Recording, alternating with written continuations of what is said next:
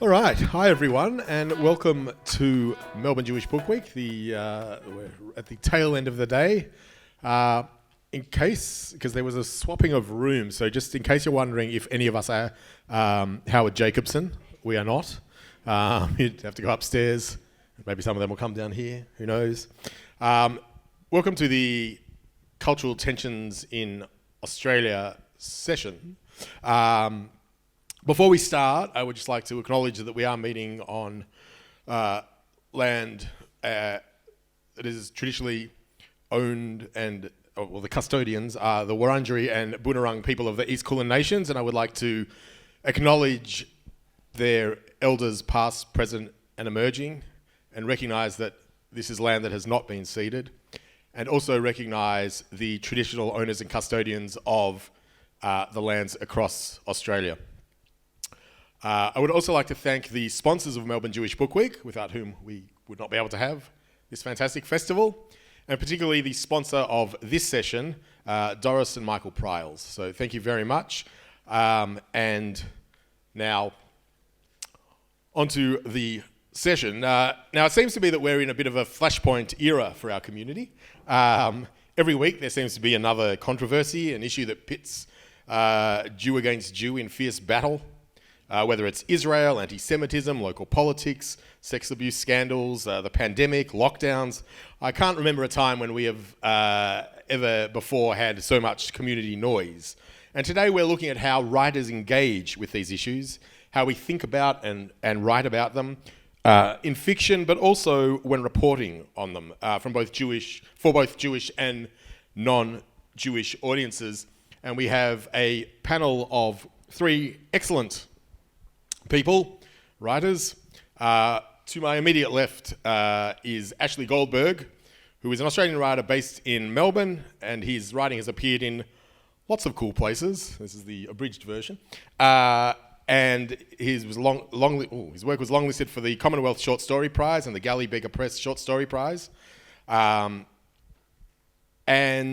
his novel, Abomination, has just been published. Was called a brilliant debut in the Sydney Morning Herald just last week I'm going to say. It was shortlisted for the 2020 Kill Your Darlings Unpublished Manuscript Award, which was obviously noticed by his publisher Penguin, who snapped it up and has just put it out. So please welcome Ashley. Next to him is Lisa Emanuel, who was born and raised in Wellington in New Zealand, and she studied law and political science. She was a political staffer and judge's associate and is now a competitions lawyer. She didn't manage to escape the law world like I did. And she lives in Sydney, and her book, The Covered Wife, was also shortlisted for the Kill... This is a bit of a Kill Your Darlings panel, Unpublished Manuscript Award in 2019, and has been released to also rave reviews and much love. So please welcome Lisa. And lastly, we have Julie Szego, who is a freelance writer and weekly columnist for The Age, among other places, The Guardian, I think I've read you, +61J, you're everywhere, let's be honest. And she's taught journalism and creative non-fiction at RMIT, Monash and Melbourne Uni, and her book, The Tainted Trial of Farajama, was shortlisted for the Victorian and New South Wales Premier's Literary Awards for 2015. So please welcome Julie. All right, jumping straight in, I would have to say probably the biggest, the highest profile and most challenging issue of recent times has been the incidences of child sexual abuse in our schools and places of worship, and particularly the institutional responses to them. 2 years after the Royal Commission, we're still finding out about new cases, and we're just weeks away from the beginning of the trial of Malka Leifer. And a fictional version of the Malka Leifer case kind of informs and serves as the backdrop of Ashley's book. So, Ashley, could you tell us a bit about Abomination and a bit about Jonathan and Ezra, the two men at its heart? Yeah, so Abomination is about two young men who attend the same Jewish school as children in the year 1999. It's a fictional school called Yehel Academy. The two boys are then, there is a sexual abuse scandal at the school where a rabbi is accused of abusing a child at the school, and as a result, one of the boys, Ezra, whose family is a little bit more secular, pull him from the school and send him to a public school.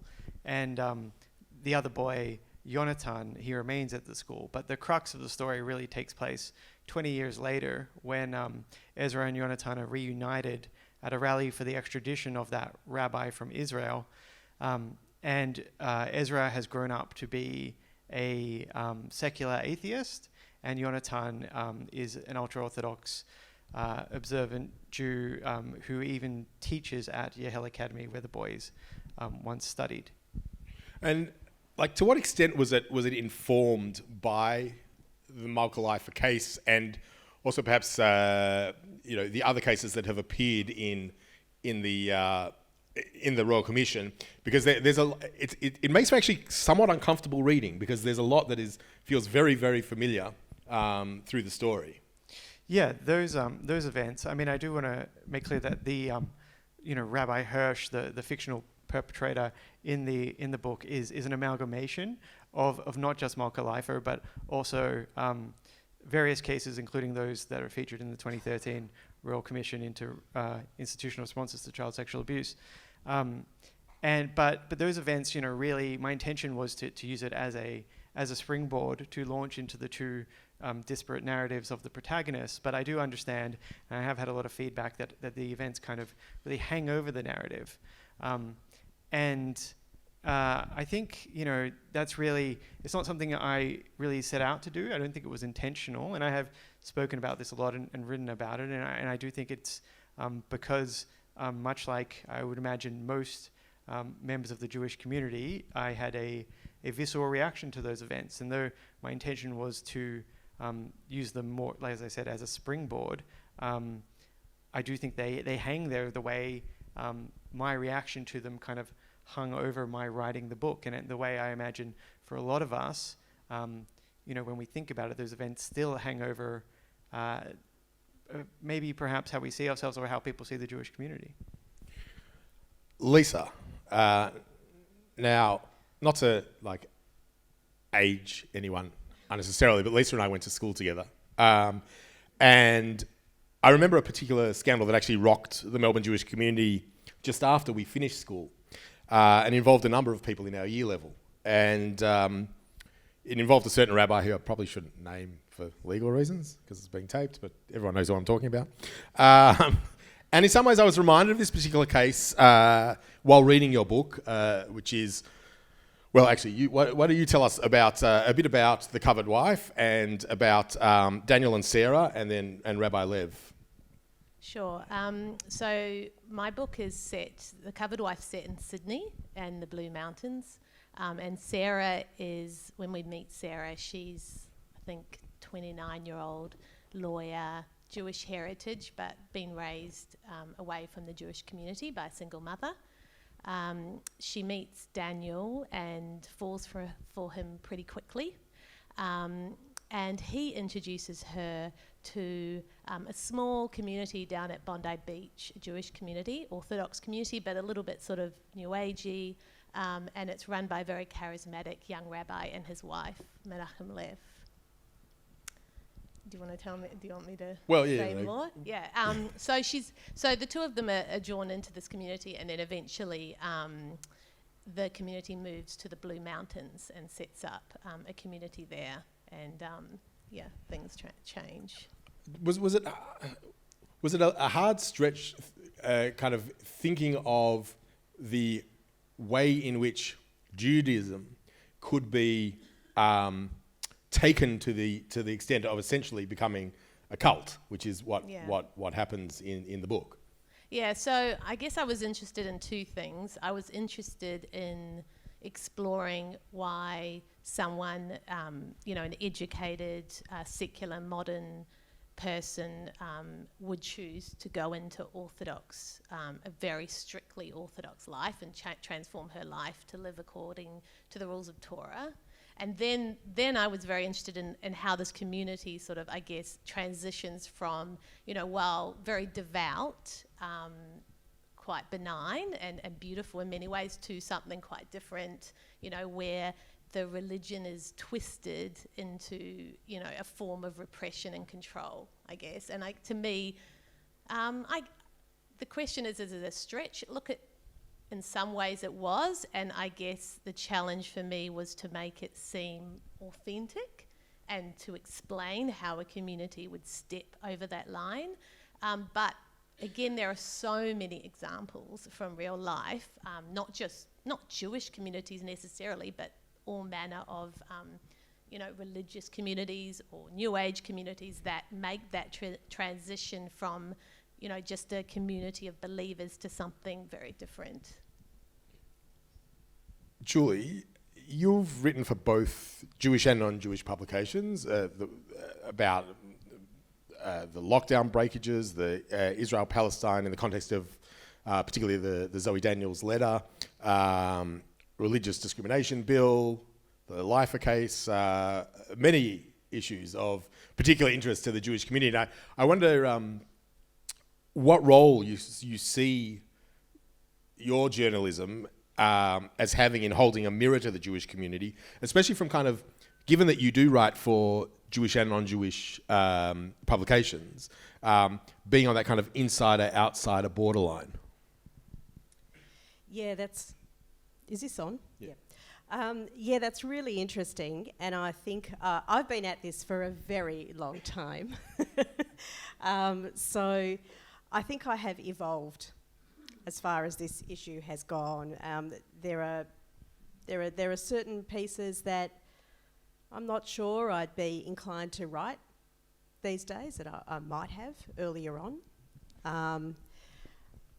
I think, for instance, if we're talking about the Zoe Daniel issue, so as most of you probably know, there was a lot of disquiet in the Jewish community about Zoe Daniel when she was a journalist at the ABC, putting her name to a petition that called for an end of both sidisms, something like that, in the reporting on Israel and the Gaza conflict last year.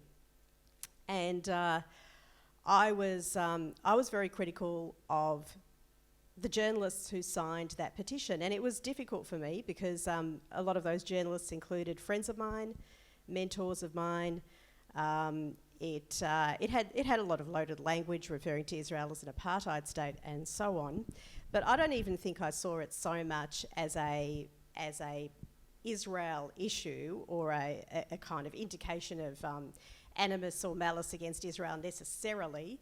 I thought it was a violation of the rules of journalism, So I thought it was a kind of there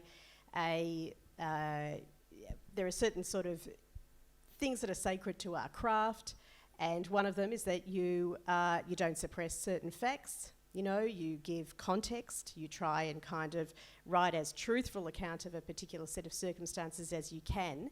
And this particular petition started off with a version of the events last year, which was essentially something like there were vigilante attacks within Israel against Arabs, and then all of a sudden the Netanyahu government started bombing Gaza. It was essentially that kind of summary. Didn't actually make mention of the fact that whatever you might think of the actions that the Netanyahu government took, those actions came after rocket attacks on Israeli towns and cities. So that was a kind of major breach of, rule 101 of journalism, which is you don't suppress relevant facts, right? And that, to me, seemed to me an example of the kind of reporting they were calling for. So I was critical of the journalists who signed it, and there was some kind of there was a sort of a discussion between me and one of my editors one week about my column, and they said, "Oh, we're interested in this story. We're interested about when is criticism of Israel considered anti-Semitic or not?" And I, for various reasons, declined to write that piece for The Age.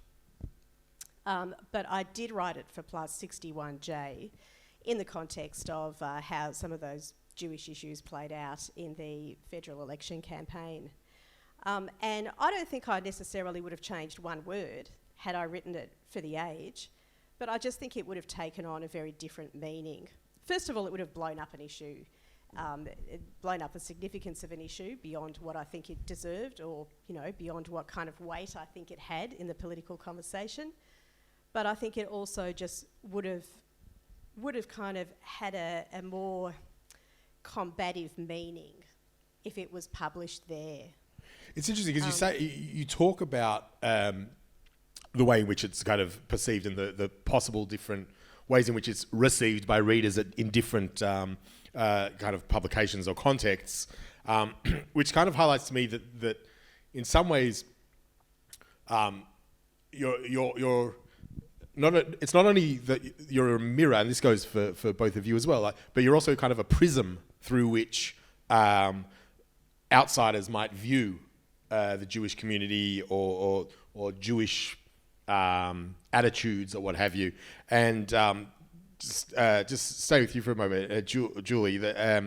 How do you balance the kind of the competing and complementary interests when it comes to how you represent or portray kind of Jewish community thought? Well, that's a strange kind of probably too big. I don't. Well, I think first of all, I don't feel like I do that. So I don't. I try to get away from this idea that I'm writing something as a Jew. So I suppose my issue with kind of writing it for The Age was not so much that I'd be writing it as a Jew, but that I would be elevating the issue more, more than giving it the wrong kind of weight, I suppose, I'd say. But I try not to think that way now, but that doesn't mean that I don't feel like I have any responsibility to my community. But I mean, one of my problems with discourse generally these days is the role of identity politics. And this whole idea that, only Jews can write about Jewish issues, and if you're writing about a Jewish issue, you're writing as a Jew representing your community. You can't, if you're not Indigenous, you can't write about an Indigenous issue, etc., etc. And the way that plays out. So I certainly, if I ever kind of feel that sense, then I try to work through that in a way where I don't feel like I'm betraying any particular part of myself, but nor am I kind of setting myself up as some sort of custodian or guardian of the reputation of our community or whatever. I mean, hence that was my response also to the engagement party scandal. There seemed to be a sort of a response from our community leaders and so on that played out in the mainstream media about how, this kind of action shames every Jew.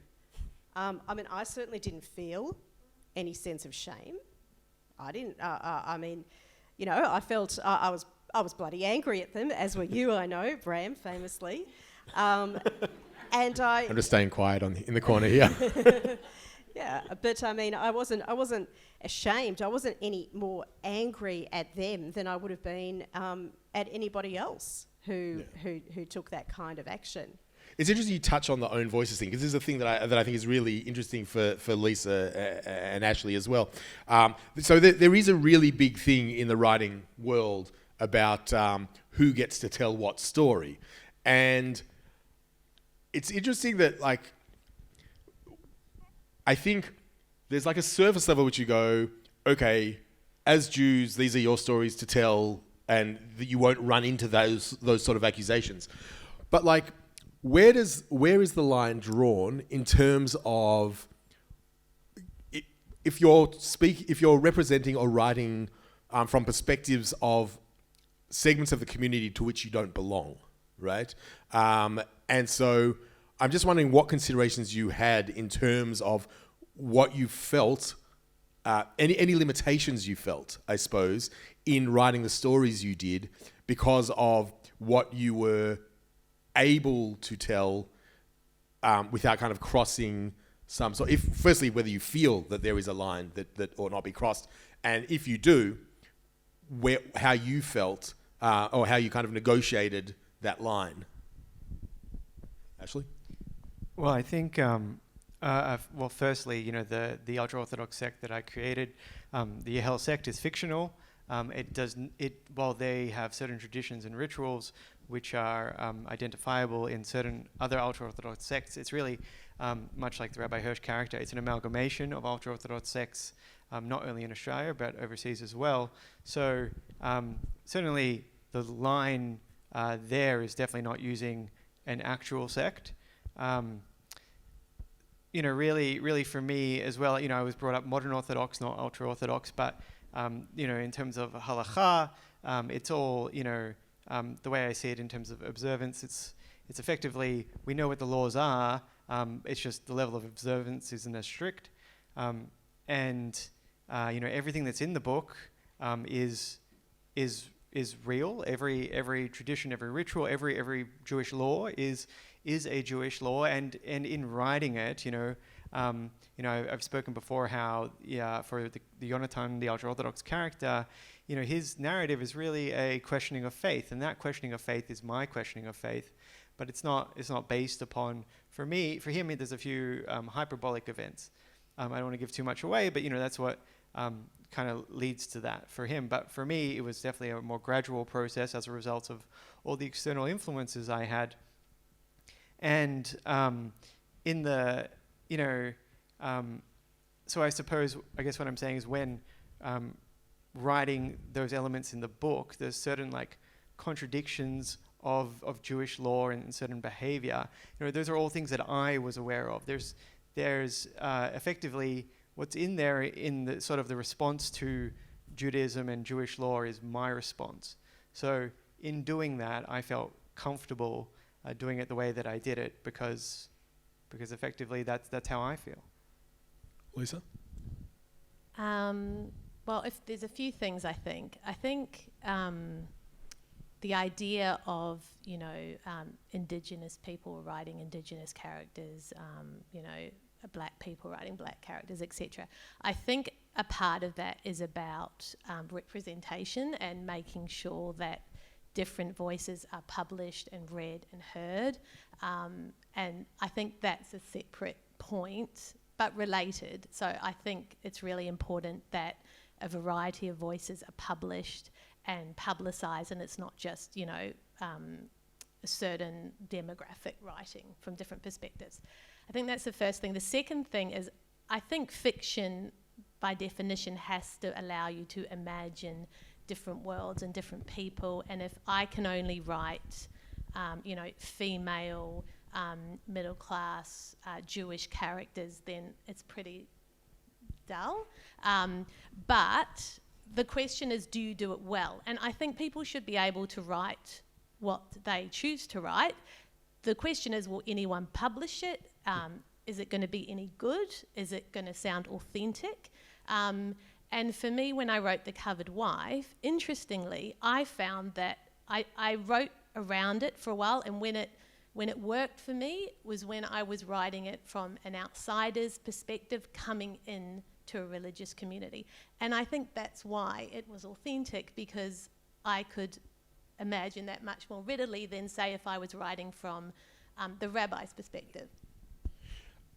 Going also back to a thing that we talked about before with Julie, about this idea of kind of being the prism through which some people are encountering the Jewish community, arguably sometimes for the first time as well.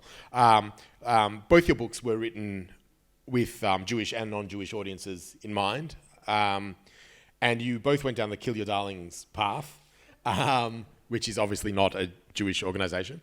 I'm just interested in how you felt submitting very consciously Jewish books into this. What was your process in kind of getting? I suppose it's almost like a confidence to enter something that is self-consciously, culturally grounded. And what were you expecting, I suppose? I mean, obviously to win is the answer, the short answer, given it's a competition. But like, what were you sort of hoping how were you hoping it would be viewed from the outsider perspective? I think there's an interest in Australian literature. I do think there is. Australia is a very multicultural country, and I think there's an interest in minority stories. So I was expecting acceptance. When I was querying agents, did I look for the ones with the Jewish surnames? Absolutely. But the agent I ultimately got was not Jewish. But I do think there is an interest, and I think Lisa's book being shortlisted the year before mine, and then mine being shortlisted, shows that is a real thing. And then subsequently, the response I received from my publisher upon acquiring the book was very enthusiastic, and since actually the response I've received from the non-Jewish community has been incredibly supportive and welcoming, and there's been a real interest in seeing the book as an educational but also an enjoyable experience. I'm not just promoting the book. You're allowed to just promote the book as well. Lisa, yeah. So I wrote The Covered Wife not necessarily with a view to it ever being published. I have another career. It was something I wanted to do. It was a story I was interested in telling. I found an agent who wasn't Jewish but is a New York agent, so I think she saw that market. And interestingly, many of the Australian publishers were worried it was too niche. They thought it might only appeal to a Jewish audience. But fortunately, I did find a publisher, and they marketed it more broadly as more of a cult story. Having said that, and it's coming back to this point about this responsibility you feel that you somehow, when you tell a Jewish story, the non-Jewish audience some of them may take it as this is all Jewish people. And the current times we live in, when people are very afraid of this idea of misrepresenting a minority community, being accused of being anti-Semitic. My publisher was nervous a little bit about that stuff, and I for that reason got more nervous. Because when you write, you're writing with sort of your honesty, hopefully. But then when it comes to actually putting it into the world, you become much more concerned about how it will be perceived. And if I was a braver writer, I might have said, stuff it, I'm just going to put what it is. But I did go through quite a process of, having a couple of people, sensitivity readers, I know, but I did, and I engaged with it because I was a first-time writer and maybe not as brave as Julie. But, I had someone from the Orthodox Jewish community who gave me feedback, and I had someone from the secular Jewish community who gave me, her concerns were much more around my non-Orthodox Jewish characters. And again, she said to me, all of it rings true. I absolutely know people just like that in the eastern suburbs of Sydney, but I'm concerned that a non-Jewish person who's reading that will think all Jews are like that. And yeah, it's hard because you're balancing wanting to tell your story, but yeah, feeling this weight and recognising that there's a long history of anti-Semitism and you don't want to, feed into it. But yeah, so for me it was a balancing act, but something I was very aware of. Now you all essentially hold mirrors up to the Jewish community in quite confronting ways at times. I'm just wondering if you've had different responses from Jewish and non-Jewish readers, and kind of what some of your best and less best responses have been, and how you've found that as a writer, kind of receiving both the good and the bad. Julie? Oh, look, I get a fair amount of... I'm not on social media, so... That's smart. Yeah, it's very smart. So, the people who want to abuse me don't have an easy avenue to do that. That said, I do get a regular trickle of anti-Semitic, abuse. even in kind of obscure contexts. I wrote a piece about Kimberly Kitching after she died, where I talked about her politics, her very kind of pro-US politics, and I guess pro-Israel politics, though I didn't mention that explicitly, but and how, I thought that it was telling that seemed to be considered against the grain in the ALP. That I sort of bemoaned the fact that the Labor Party should have space for someone of those views as well. Somebody said to me, well, of course, I researched your pedigree and no wonder you'd be saying something like that, So I get that a lot. I mean, I have to say from the Jewish community, generally speaking, I get a lot of love. I think it's so in some ways I questioned the premise of this particular topic, because I think that there is, certainly in the kind of secular community in which I mix, I suppose, that's my milieu, I think there's a high degree of tolerance generally. Lisa? Yeah, I think that's right. I think most people it's been really good feedback, including from the Jewish community.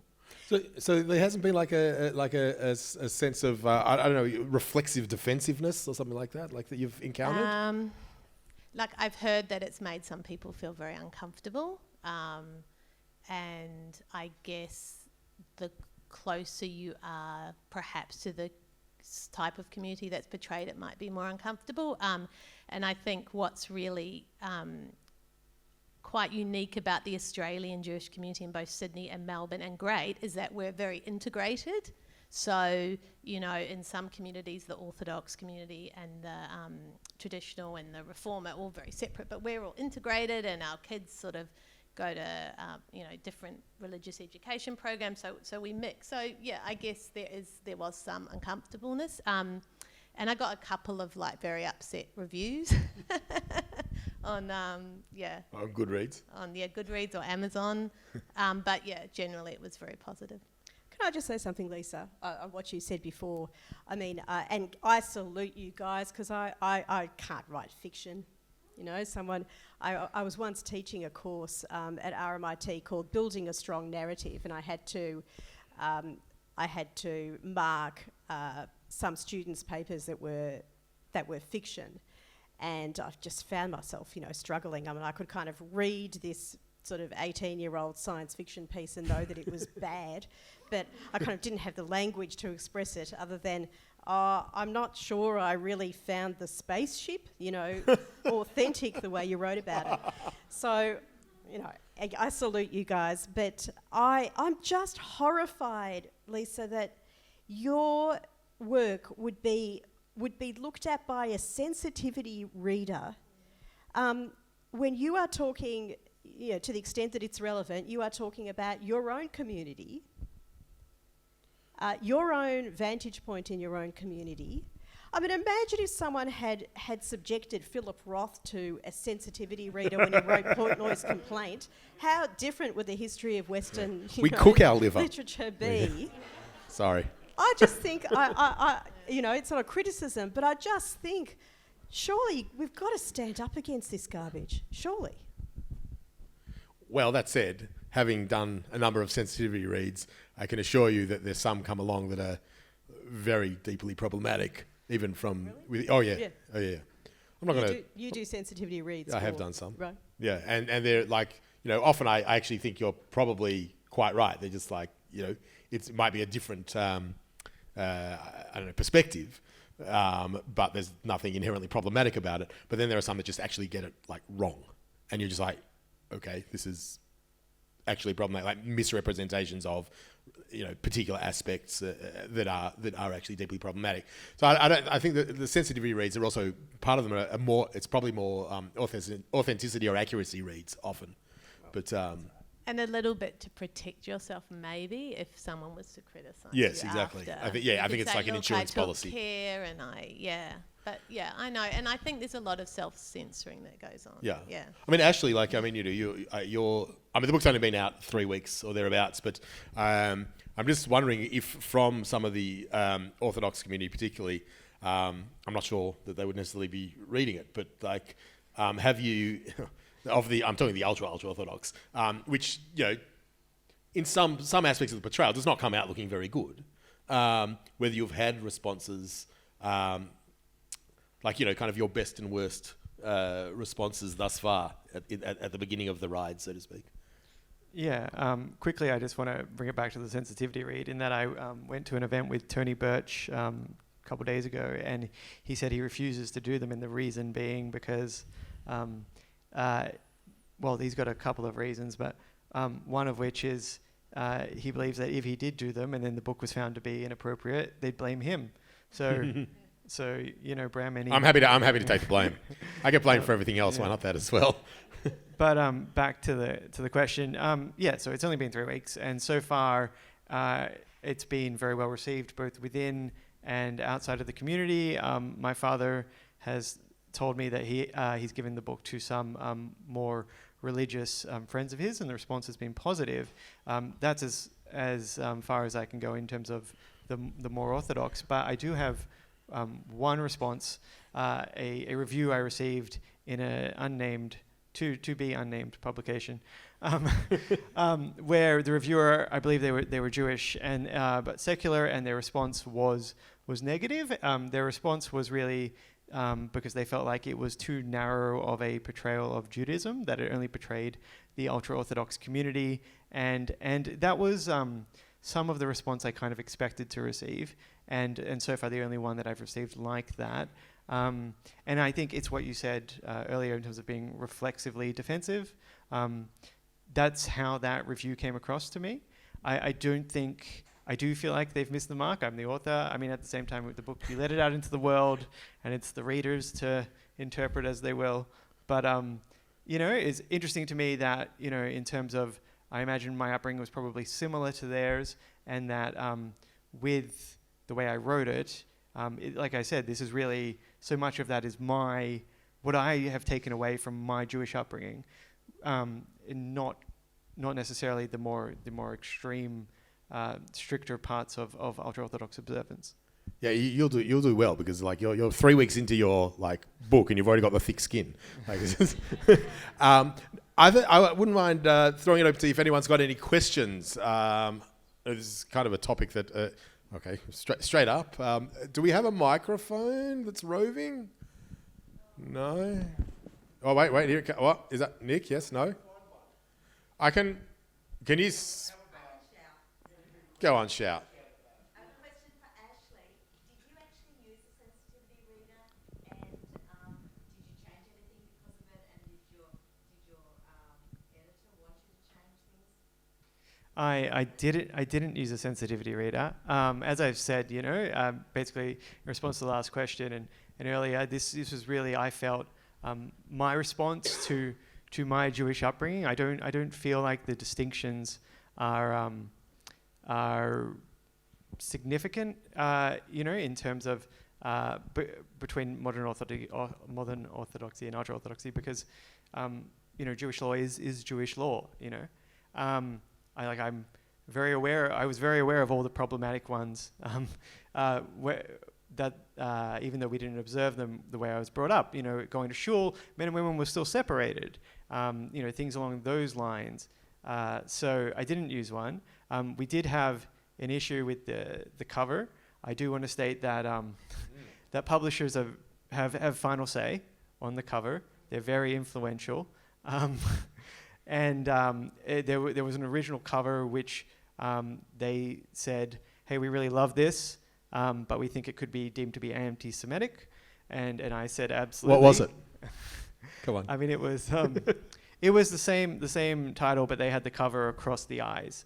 And there's the same image, but the cover, yeah. Right. The title, Abomination, across the eyes of the ultra-Orthodox face. And I showed it to various friends and family and said, look, I don't like this. What do you guys think? And they all responded, no, this is terrible.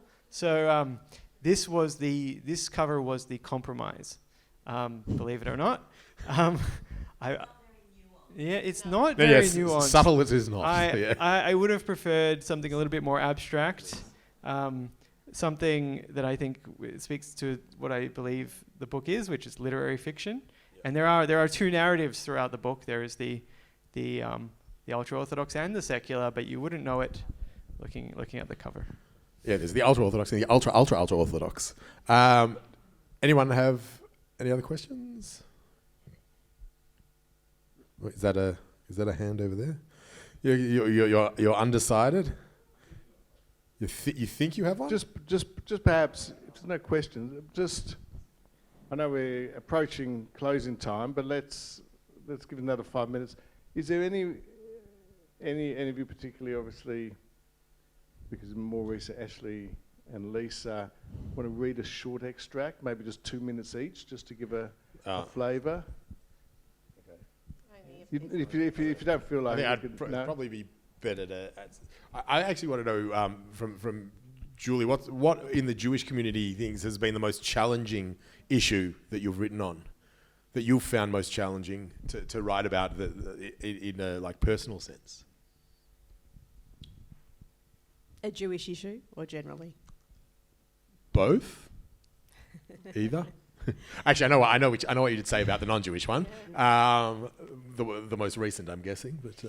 Yes. Okay. So I suppose the most recent, very vicious blowback that I've received was in regard to an opinion piece I wrote recently on a trans issue. So there was a news story about a member of the Victorian Greens Party who had been the subject of an angry petition of hundreds of members against him because he had expressed views that they deemed to be trans exclusionary about various things, about the way people with gender questioning people are dealt with by psychologists and so on, whether they're affirmed, whether that might be whether a kind of affirmation-only approach to these issues might be leading kids who are a little bit confused and might turn out to be gay to think of themselves as trans and transition. I'm kind of paraphrasing here very clumsily.